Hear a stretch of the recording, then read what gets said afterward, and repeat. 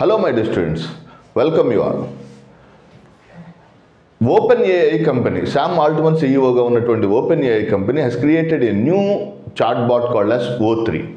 So ఈ OpenAI company ఇటీవల కాలంలో 2024కు సంబంధించిన నోబెల్ బహుమతి నేపథ్యంలో కావచ్చు, 2023 నవంబర్ మధ్యలో జరిగినటువంటి ఆర్టిఫిషియల్ ఇంటెలిజెన్స్ సేఫ్టీ సమ్మిట్ సందర్భంలో కానీ OpenAI అనే కంపెనీ చాలా ప్రాముఖ్యత వార్తలు వచ్చింది.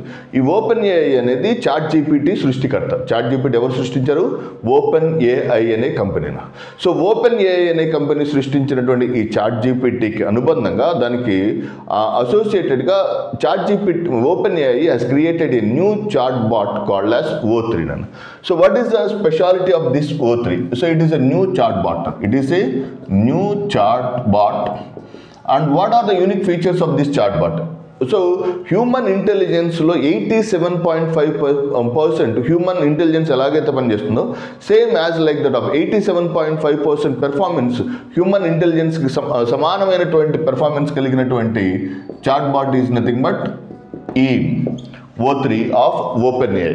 సో ఇతర చాట్బాట్లు మీరు కంపేర్ చేస్తే హ్యూమన్ ఇంటెలిజెన్స్లో maximum they can perform 55.5%.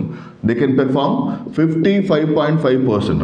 So remaining chatbots can perform only 55.5% human intelligence experience చేస్తున్నప్పుడు, whereas in the case of O3, which is nothing but OpenAI యొక్క product అయినటువంటి O3 is exhibiting 87.5% of human intelligence.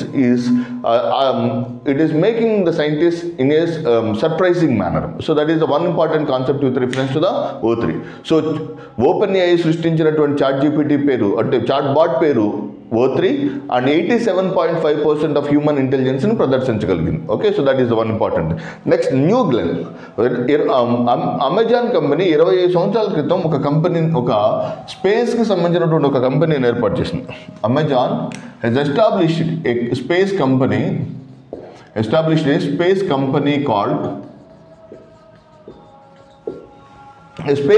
called as Blue Origin.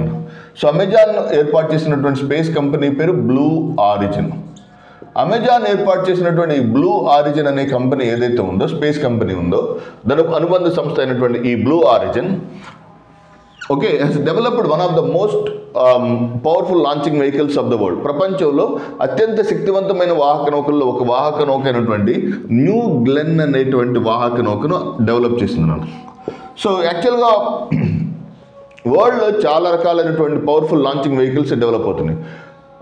NASA యొక్క SLS కావచ్చు, NASA space launch service అనేటువంటి ఒక అత్యంత శక్తివంతమైన వాహక నౌకను అభివృద్ధి చేసింది. SpaceX has developed one of the powerful launching vehicle called as Starship. Okay, ఆ Starship. Boeing company has developed one of the powerful launching vehicle called as Starliner. అదే నేపథ్యంలో అమెజాన్ కంపెనీకి చెందినటువంటి బ్లూ ఆరిజిన్ అనే సంస్థ has developed one of the important launching vehicle called as New Glenn. What are the most powerful launching vehicles? So the tabulation లో మీకు రావడానికి అవకాశం ఉంది. జస్ట్ కంపేర్ చేసినాను. సో నాసా యొక్క most powerful launching vehicle is SLS. SpaceX యొక్క most powerful launching vehicle is Starship. whereas in the case of Boeing కంపెనీకి చెందినటువంటి one of the powerful launching vehicle is nothing but Starliner. Okay, and అదే నేపథ్యంలో ఈ blue origin company okay has developed one of the important launching vehicle called as new Glenn. So ఈ new Glenn అనే పేరు ఎందుకు పెట్టారంటే, America నుంచి మొట్టమొదటిసారిగా ఆర్బిట్లోకి లేదా అంతరిక్షంలోకి వెళ్ళినటువంటి మొట్టమొదటి first American entered in to the space is nothing but New Glenn. First American to enter in to space is New Glenn. So అతని పేరు మీదుగా Blue Origin has developed a launching vehicle called New Glenn. But దాని యొక్క experiment today అంటే I think ఈ రోజున ప్రయోగించాల్సింది, కానీ కొన్ని technical challenges and technical difficulties వలన the launch of the New Glenn has been extended or postponed. So this is the small information I would like to share with you. Thank you very much. All the very best.